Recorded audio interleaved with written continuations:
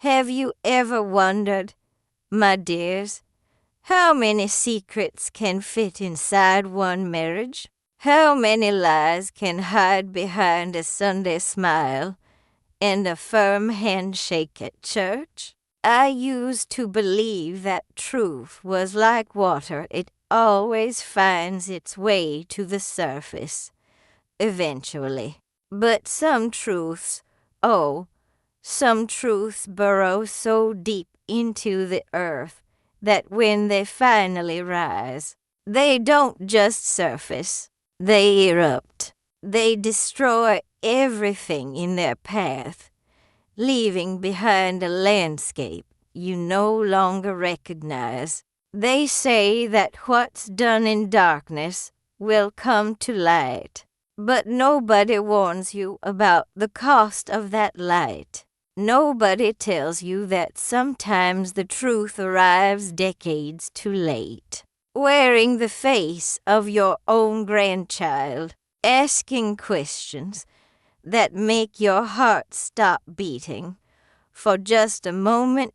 My name is Dorothy Ashworth. I'm 76 years old, and this story happened between 1971 and 1989, though its roots stretch even further back into shadows I never knew existed. Before I continue, please like this video, subscribe to the channel, and comment where you're watching from. What I'm about to tell you, my dears, is the heaviest story I've ever carried.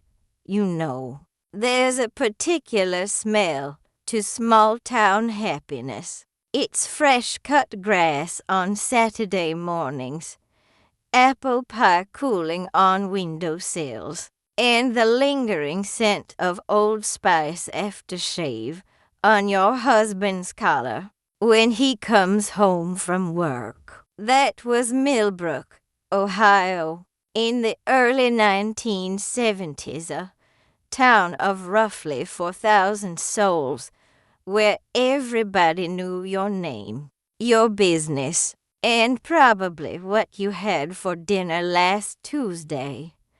I married Harold Ashworth in the summer of 1962, when I was just 23 years old. He was the most handsome man in 3 counties, my dears, tall, with shoulders that filled a doorframe and eyes the color of strong coffee. He worked as the assistant manager at First Federal Savings, the only bank in town, and everybody respected him. When Harold walked down Main Street, men tipped their hats and women smiled just a little too long. I was proud. Lord, was I proud. We built our life in a white colonial house on Maple Drive with green shutters and a wraparound porch where I'd sit on summer evenings, shelling peas and watching fireflies dance over the lawn. We had 3 beautiful children. Thomas was our firstborn, arrived in 1964, a serious boy with his father's dark eyes and a mind sharp as a tack. Then came sweet Margaret in 1966, all golden curls and laughter, the sunshine of our family. And finally, little David in 1968, our surprise blessing, always trailing after his older siblings with skinned knees and a gap-toothed smile. Looking back now, those years from 1969 to 1975 shimmer in my memory like something from a magazine advertisement. The Ashworth family at Sunday service at First Baptist Church, all 5 of us in our best clothes, Harold serving as a deacon, passing the collection plate with such dignity. Pastor William Reynolds would always shake Harold's hand after service and say, "This town is blessed to have men like you, Harold." And I believed it, every word. Who would have thought that the man passing the collection plate was stealing more than money? Our house was always full of life. I can still hear the screen door slamming as the children ran in for lemonade. Can still smell the Tide detergent on freshly folded laundry. Can still feel the worn wooden handle of my grandmother's mixing spoon as I stirred Sunday gravy. Thomas was already showing signs of brilliance reading to grades above his level, always asking questions that made his teachers pause. Margaret had a gift for making friends, for smoothing over fights on the playground, for knowing exactly what to say to make someone smile. And David, my little shadow, would sit at my feet in the kitchen and tell me elaborate stories about dragons and knights, while I cooked. Harold was a good provider. We never wanted for anything. He bought me a new Kenmore washing machine in 1972, top of the line. And I remember thinking I was the luckiest woman in Millbrook. He brought home flowers every Friday, carnations, usually from Mrs. Patterson's flower shop. He coached Thomas's little league team, taught Margaret to ride a bicycle, carried David on his shoulders through the county fair. But, my dears, I was living in a house built on sand, and I had no idea the tide was coming. Little did I know. The cracks were already there. I just couldn't see them. Or maybe, and this is harder to admit, maybe I didn't want to see them, that it started small. So small that I feel foolish even mentioning it now. Harold began working late, 2 or 3 nights a week. "The bank is expanding," he'd say, loosening his tie as he came through the door at 9 o'clock. His dinner cold on the plate I'd kept warm for him. "Mr. Henderson is counting on me." I believed him. Why wouldn't I? He was Harold Ashworth, pillar of the community, deacon at First Baptist, devoted husband and father. Then there were the phone calls. A telephone sat on a little table in the hallway, a heavy black rotary phone that the children weren't allowed to touch. Sometimes it would ring in the evening, and Harold would answer it quickly, stretching the cord around the corner into the kitchen. Speaking in low murmurs, I couldn't quite make out. "Wrong number," he'd say when he came back, or just something about the Rotary Club fundraiser. I'd nod and return to my mending, pushing down the tiny flutter of unease in my chest. You know how women are, my dears. We notice things. We file them away in the back of our minds, in a drawer we're afraid to open. There was a rule in our house that I found strange, but accepted. I was never, under any circumstances, to go through Harold's briefcase or the locked drawer in his desk. Bank business, he explained when I asked once, early in our marriage. Confidential documents. It's policy. I never questioned it again. A good wife didn't question her husband. That's what my mother had taught me, and that's what I believed. But in the autumn of 1975, money started disappearing. Not in obvious ways. Harold still brought home his paycheck, still paid the mortgage and the electric bill, but there was less for groceries. I found myself stretching a chicken for 3 meals instead of 2, watering down the soup, telling the children we were cutting back without really knowing why. When I mentioned it to Harold, his face would harden just slightly, just for a moment, and he'd say, "Things are tight at the bank." Everyone's feeling it.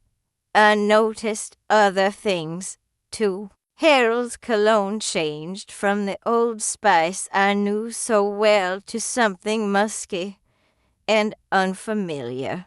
That made my nose wrinkle. There were receipts in his pockets for restaurants we'd never been to, places over in Deerfield, 30 miles away. Once, I found a single long blonde hair on his suit jacket, and my blood went cold for just a moment before I convinced myself it must have come from Margaret, even though Margaret's hair was a different shade entirely.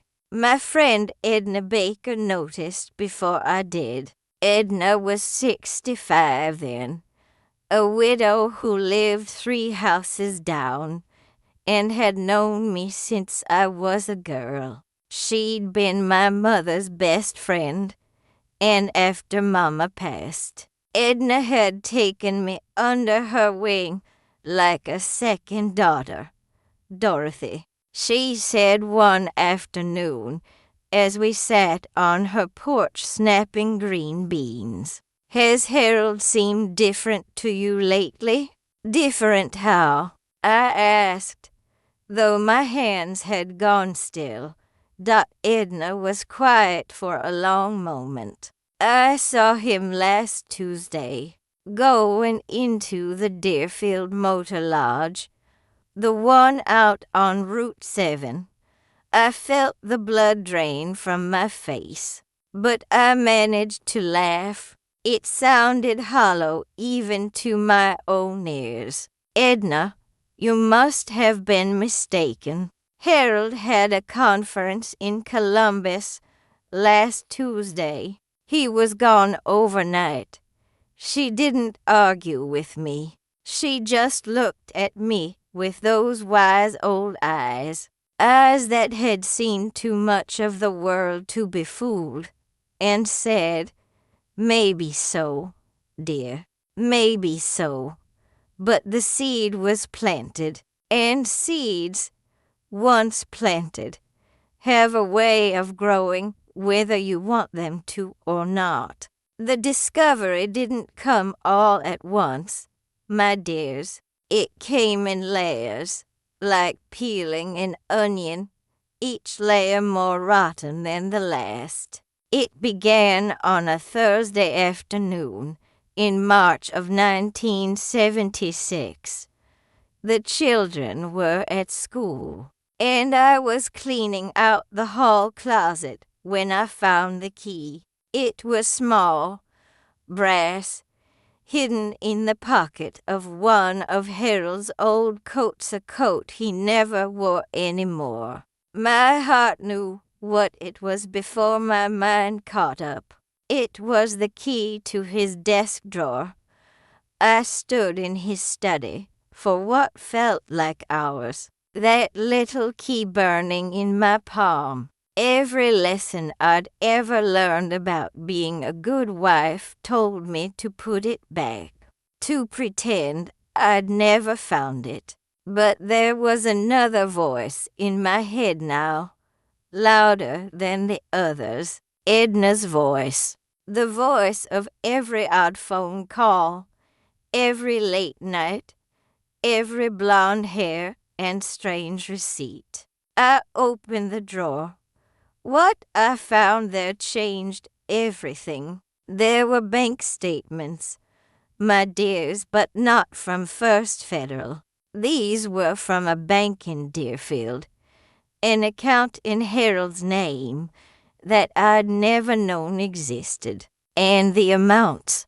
I had to sit down on the floor because my legs wouldn't hold me. $23,000. $23,000 that didn't exist in our household budget, in our savings, in anything I knew about.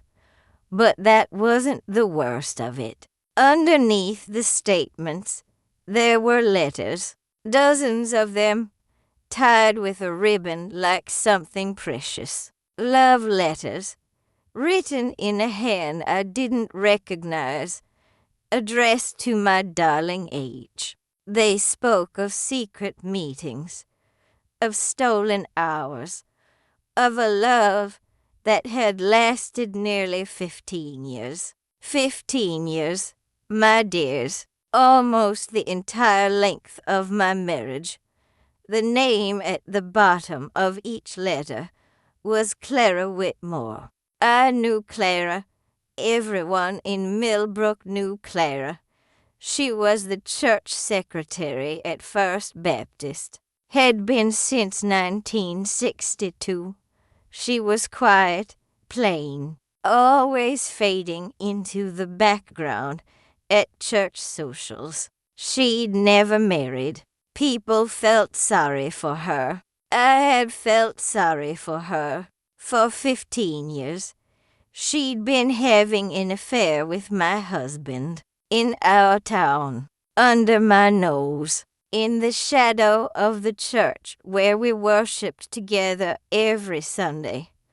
But, my dears, even that wasn't the worst of it. At the very bottom of the drawer, underneath everything else, I found a document that made no sense to me at first. It was a birth certificate from 1961, the year before Harold and I were married, for a baby boy named Robert James Whitmore. Mother, Clara N. Whitmore. Father, Harold David Ashworth.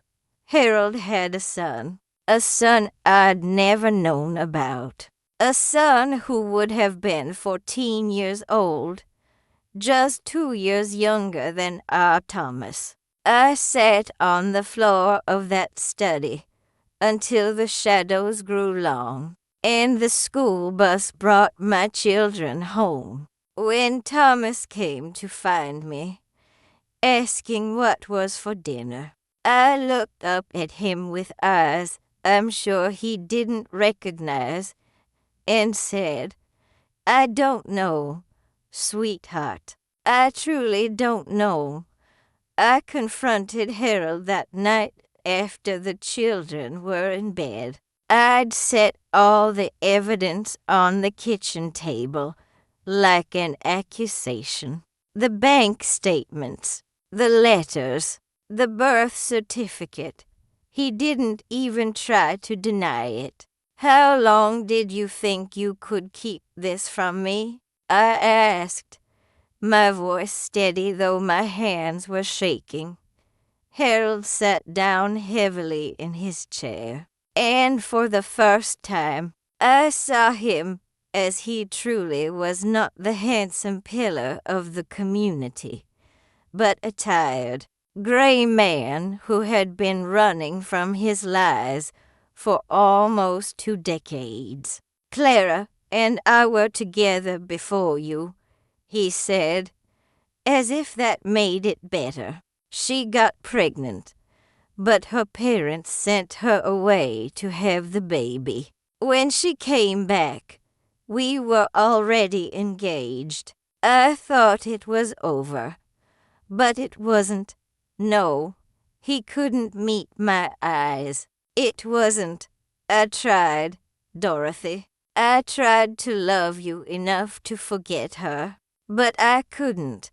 The words hit me like physical blows. The money, I said. The $23,000. That's for them, isn't it? For her and the boy.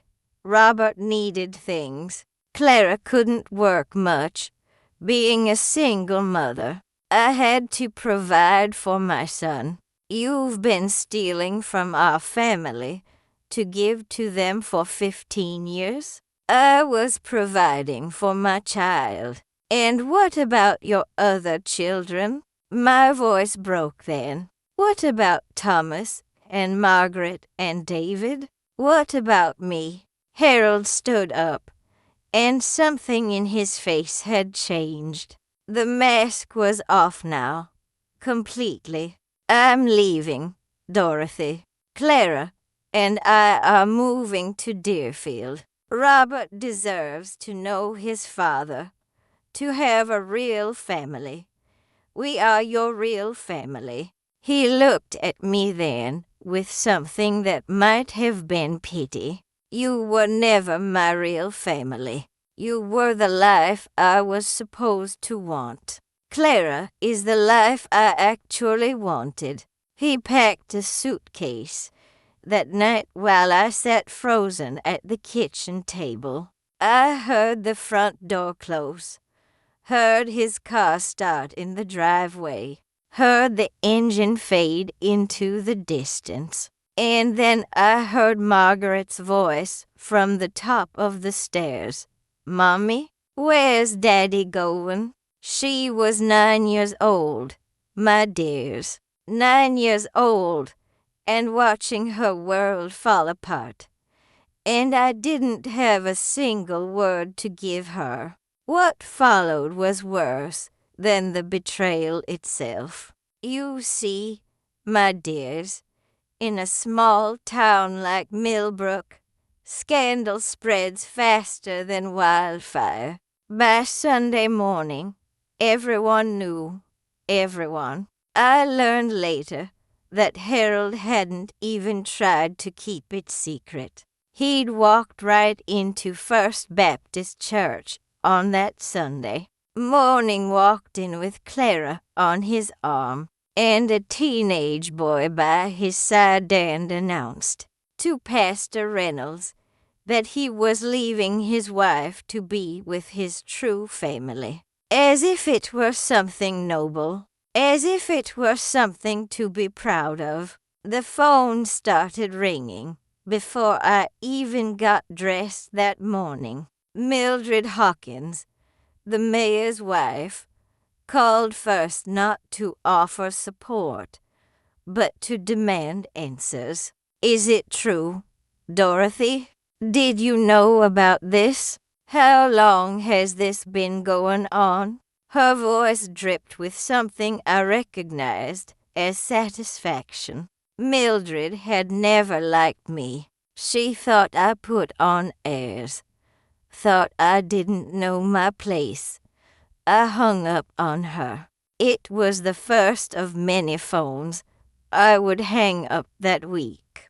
Thomas came home from school on Monday with a black eye. Someone had called Harold a cheater and a liar, and Thomas had defended him. My 12-year-old boy defending the father who had abandoned him. It broke my heart in a way I didn't know hearts could break. Margaret stopped speaking. For 3 days, she didn't say a single word, just went to school, came home, did her homework, went to bed. When I tried to hold her, she went stiff in my arms like a little wooden doll. And David, my sweet little David, couldn't understand. When is Daddy coming home? He asked over and over. Is he mad at us? Did I do something wrong? No, sweetheart, I told him, holding him close, breathing in the little boy smell of him grass and peanut butter and the Johnson's baby shampoo I still used on his hair. You didn't do anything wrong. None of this is your fault. But it felt like my fault. That's the thing about being abandoned, my dears. You always find a way to blame yourself. The bank let Harold go quietly. They couldn't have a scandal affecting their reputation. But somehow it was my family that bore the shame. First Federal called in our mortgage, said there were irregularities in our account, said they needed to restructure. What they meant was that Harold had been embezzling money for 15 years, and they wanted their pound of flesh. I had 90 days to pay off a mortgage I couldn't possibly afford. And that's when I lost everything. My job at the elementary school I'd been a part-time reading tutor disappeared. Mrs. Henderson, the principal, called me into her office with tears in her eyes. "I'm so sorry, Dorothy," she said, "but some of the parents have complained. They don't want their children around this situation. The church ladies were the worst. I tried to go to services one Sunday, tried to hold my head high and face the whispers. But when I sat down in my usual pew, the women around me actually got up and moved, as if adultery were contagious, as if I were the one who had sinned. Only Edna stayed. She sat right down next to me, took my hand, and held it through the entire service. I don't remember a word Pastor Reynolds said that day, but I remember the warmth of Edna's papery old hand in mine. And I remember thinking that if there was any goodness left in the world, it was sitting right beside me. We lost the house in June. I packed what I could into cardboard boxes and moved myself and the children into a 2-bedroom apartment above the hardware store on Main Street. The stairs were narrow, and the windows looked out over a parking lot. And at night you could hear Mr. Peterson closing up the store below, the clatter of the lock and the shuffle of his feet. Margaret finally spoke that day, standing in the middle of our new living room with its water-stained ceiling and its smell of old paint. "I hate him," she said. Her voice was flat, matter of fact. "I hate Daddy." Looking back now, I think that was the moment she grew up. 10 years old, and the childhood just drained right out of her eyes. You know what nobody tells you about hitting bottom, my dears? They don't tell you how heavy the days become. Each morning, my body felt like it was made of lead. I'd lie in that narrow bed in my narrow room, listening to my children breathing in the room next door. And I'd have to convince myself to get up. Just get up, Dorothy. One foot on the floor, then the other. I started taking in laundry. It was the only work I could find that nobody could take from me. Mrs. Peterson, who ran the hardware store with her husband, was the first to bring me a basket. "I heard you're doing wash," she said, not meeting my eyes. "I'll pay you $2 a load. $2. I thanked her like she'd handed me a winning lottery ticket. The wash water turned my hands raw. I didn't have a Kenmore anymore that had been repossessed with everything else. I had a wash tub and a scrub board and a clothesline strung across the tiny apartment. And every night I'd soak my cracked, bleeding hands in Epsom salts while the children slept. Thomas, God bless him, tried to get a job. He was only 13, but he went to every shop on Main Street asking if they needed help. Most turned him away too young, they said, though I knew the real reason. Nobody wanted to be associated with the Ashworth scandal. But Mr. Delacroix at the bakery took pity on him, let him sweep floors and clean ovens after school for $1 a day. That dollar kept food on our table more nights than I can count.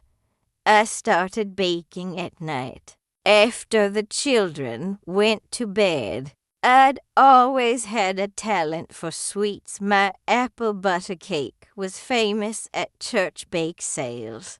Back when the church still welcomed me, I started small, making batches of peanut brittle and chocolate fudge, wrapping them in wax paper and selling them at the farmer's market on Saturdays. I'd stand behind my little table from dawn until noon, watching the townspeople walk past, most of them pretending they didn't see me.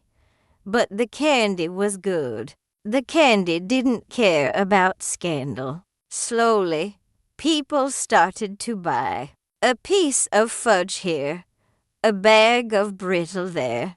Children would drag their mothers to my table, pointing at the sweets. And what mother can resist her child's pleading face? Margaret became my helper. She'd arrange the candy just so, make little paper signs with the prices, smile at customers until they smiled back. She was 11 years old and already understood something. It had taken me 37 years to learn that dignity isn't about what people think of you. It's about what you think of yourself. The hardest part was the tutoring.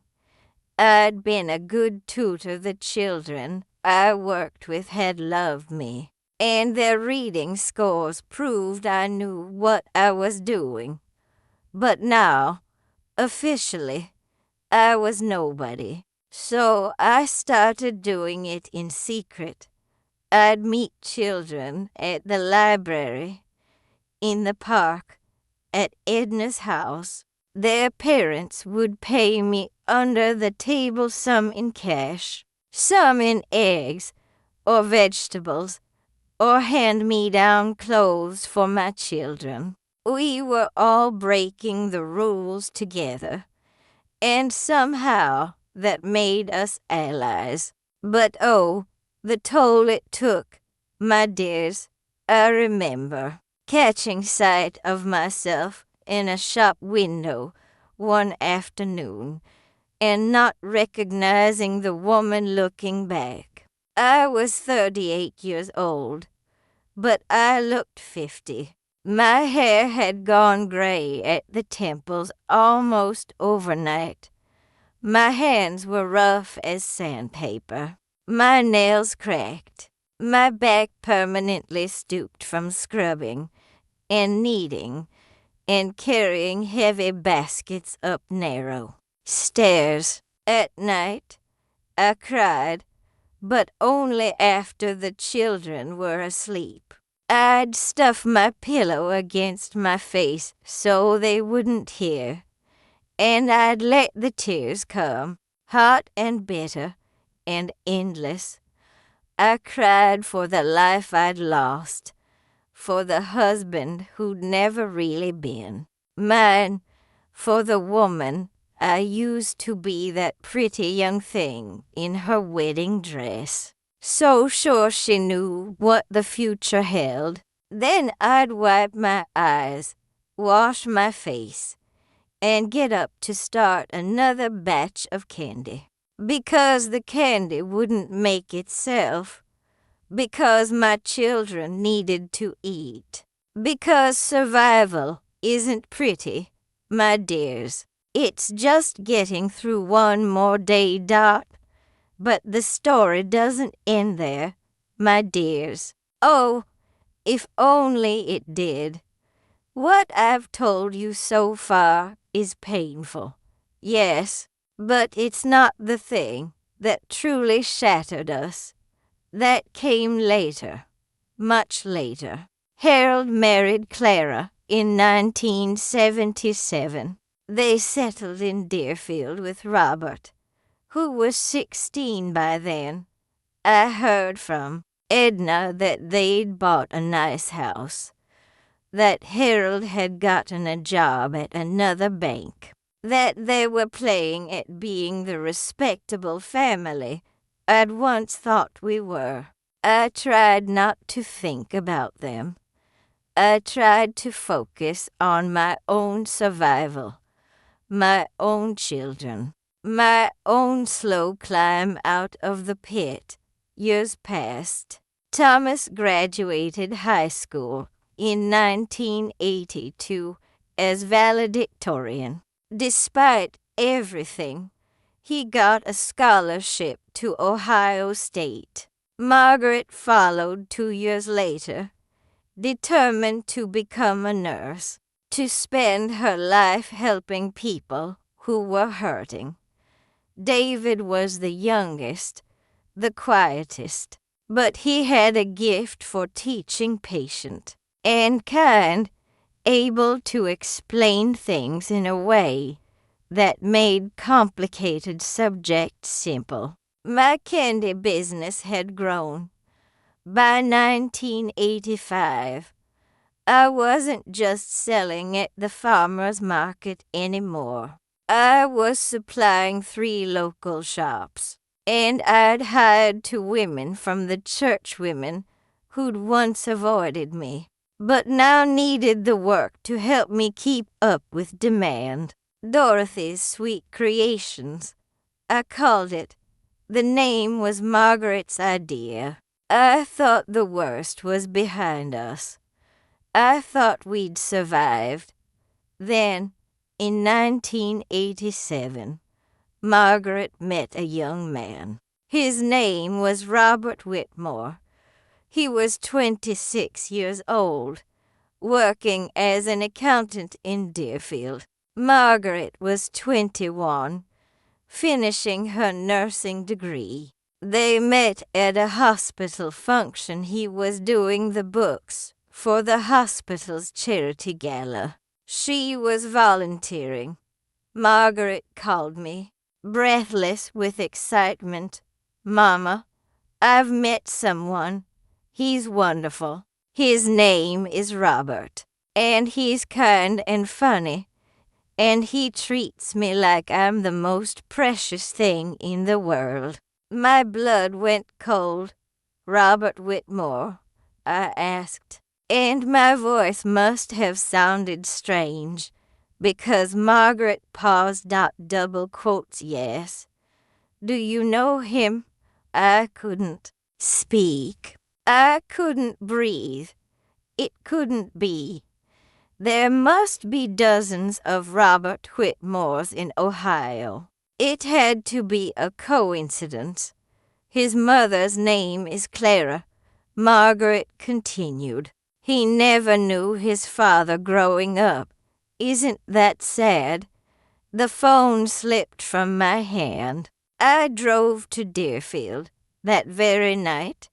Edna came with me, her hand steady on my arm as I knocked on Clara Whitmore's door with fists that wouldn't stop shaking. Clara opened the door. And for a moment we just stared at each other. She'd aged too, my dears. Her hair was gray now, and there were lines around her mouth that spoke of years of secrets and shadows. But her eyes were the same, guarded, guilty, and underneath it all, afraid. Dorothy, she said, just my name, as if she'd been expecting me for 20 years. You know why I'm here. She stepped aside to let me in. We sat in her living room, pretty enough, with lace curtains and a fireplace, the kind of room I'd once dreamed of having, and she told me everything about how Harold had promised to leave me year after year and never did, about how she'd raised Robert alone, telling him his father was dead because it was easier than the truth, about how Harold had finally come to her in 1976, and how she'd thought all her dreams were coming true. And then he left you too, I said. It wasn't a question. I'd heard through the Millbrook grapevine that Harold had moved on again, to another woman, in another town, a pattern that would repeat until the day he died. Clara's face crumpled. He left us in 1983. Robert was 22. He'd just found out Harold was his father, and 6 months later, Harold was gone again. It broke something in him. And you never told Robert he has siblings. My voice was ice.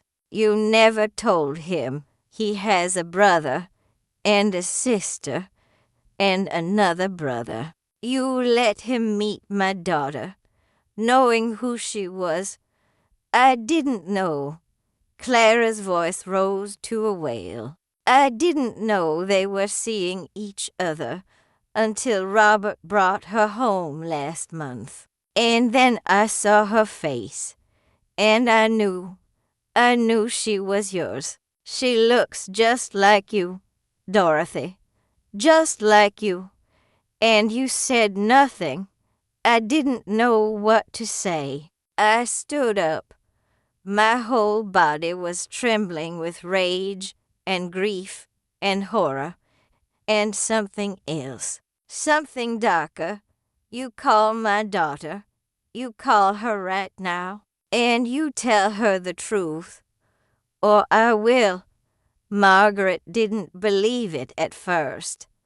Who would? Who could accept that the man you loved, the man you were planning to marry, was your own brother? I held her while she screamed. I held her while she sobbed. I held her for 3 days while she barely ate, barely slept, barely spoke. And when she finally looked at me with those red-rimmed eyes and asked, "What do I do now, Mama?" I didn't have an answer. Robert handled it differently. He disappeared. For 2 weeks no one knew where, and when he came back, he was a different person. Harder, angrier. He never spoke to his mother again. As far as I know, he never spoke to any of us. The wedding, of course, was canceled. Margaret told people she'd changed her mind, and most of them believed her. But she carried that secret like a stone in her chest, and I watched it weigh her down for years. Harold died in 1989. Heart attack. He was alone in a motel room in Kentucky, and nobody found him for 3 days. I didn't go to the funeral. Neither did any of his children, not Thomas, not Margaret, not David, and not Robert. He died as he'd lived, I suppose, surrounded by lies and loneliness. It was Edna who saved me. In the end, Edna, who was 78 years old by then, and still sharp as a tack dot in the spring of 1989. Mildred Hawkins organized a town meeting to discuss moral standards in business.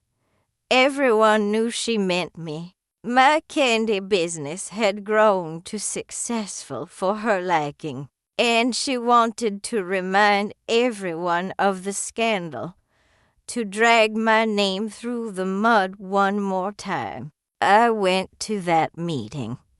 I sat in the front row with my hands folded in my lap and my chin held high, and I listened while Mildred talked about certain people who set a bad example and shouldn't be allowed to represent our community.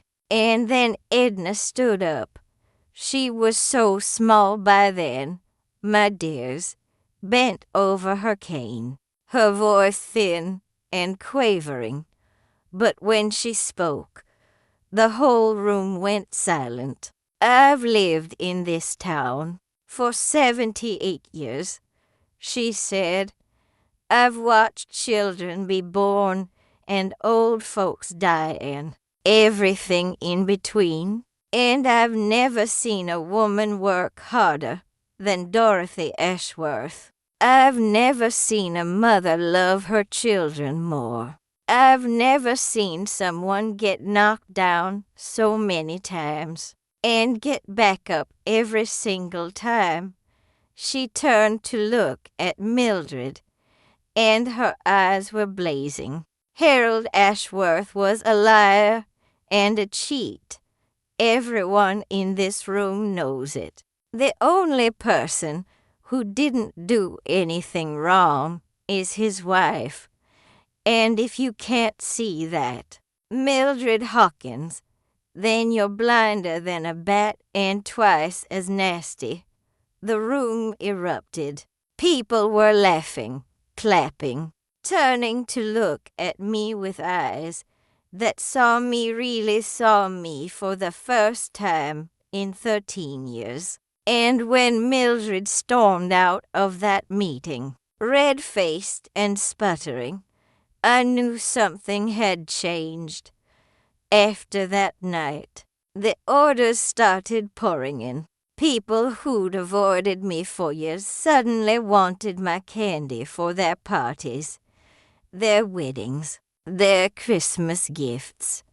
The newspaper did a story about my business, calling me Millbrook's sweetest success story. It wasn't just about the candy anymore. It was about what I represented. Survival, strength, getting back up. My children, my dears, my beautiful, resilient children. Thomas became a doctor. Not just any doctor, a cardiologist at the Cleveland Clinic, one of the best in the state. He fixed broken hearts for a living, which seemed fitting somehow, given how many times his own heart had been broken. Margaret became a nurse, just like she'd planned. She specialized in hospice care, sitting with people in their final hours, holding their hands as they passed from this world to the next. Someone has to be there, she told me once. Someone has to make sure they're not alone. She got married eventually to a good man who knew her whole story and loved her anyway. They have 3 daughters who call me Grandma Dorothy and fight over who gets to lick the fudge spoon.